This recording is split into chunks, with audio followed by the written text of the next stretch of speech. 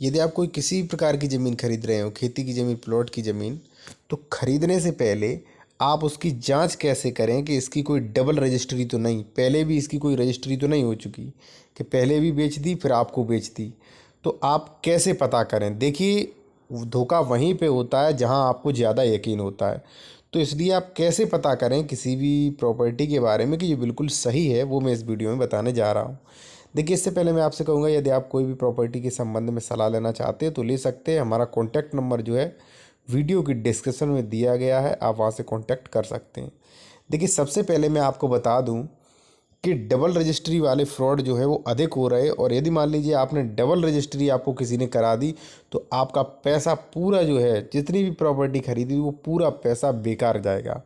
अब double registry वाली आप जांच कैसे करें और ये फ्रॉड कैसे हो जाता है वो आप समझ लीजिए।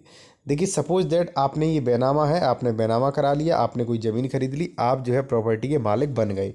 ठीक है। सपोज दैट ये बैनामा जो है वो राम शंकर ने बेचा था। ज़मीन जो है कृषि भूमि राम शंकर के नाम थी, सन ऑफ पूरन।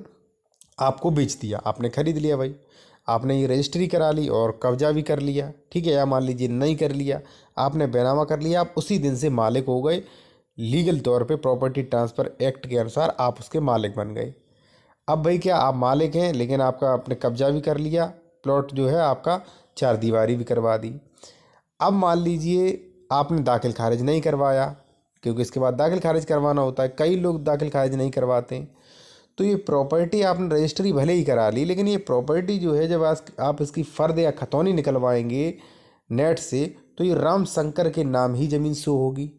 तो हो सकता है राम शंकर 2-3 साल बाद जो है, 4 साल बाद, 5 साल बाद ये ज़मीन किसी और को रजिस्ट्री कर दें। अब आप कहेंगे कि रजिस्ट्री तो हमें कर दी गई, अब उसी ज़मीन की रजिस्ट्री दोबारा हो कैसे जाएगी? तो देखिए, राम शंकर ये ऑनलाइन फ़र्द निकालेंगे और किसी दूसरे व्यक्ति से कहेंगे कि ये ज़मीन मेरी ले लीजिए, और दूसरा व्यक्ति, मान लीजिए उसने कोई कानूनी की जानकारी नहीं उसे, या मान लीजिए वो ज़मीन के बारे में अधिक जानकार नहीं है, तो हो सकता है ये ज़मीन खरीद ले।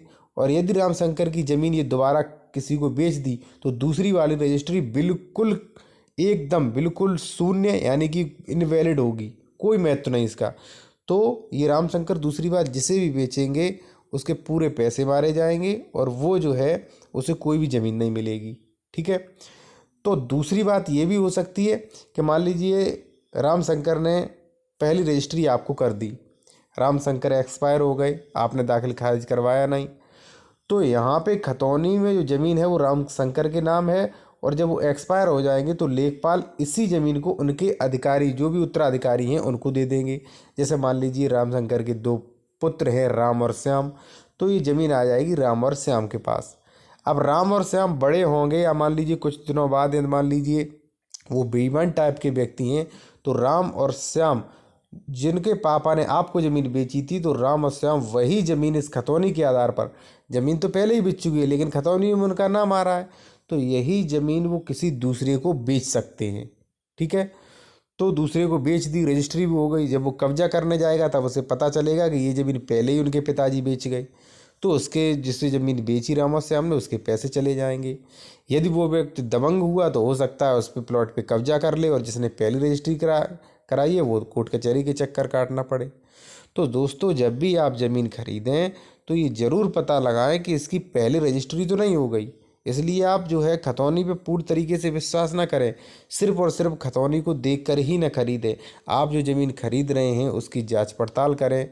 कैसे जांच कर सकते हैं? रजिस्ट्री ऑफिस में जाके जांच करें, तहसील जाके जांच करें। ठीक है। और आप बिल्कुल कन्फर्म कर लें कि इस ज़मीन पर कोई विवाद नहीं है, ये ज़मीन सरकारी नहीं है, न इसकी पहले कभी रजिस्ट्री हुई, तभी आप ज़मीन खरीदें। वरना एक कानून में आपको और बता दूं कि जिसकी रजिस्ट्री पहली होती है वही मान्य होती है, बाद बाकी सभी रजिस्ट्री जो है वो इनवैलिड होती हैं।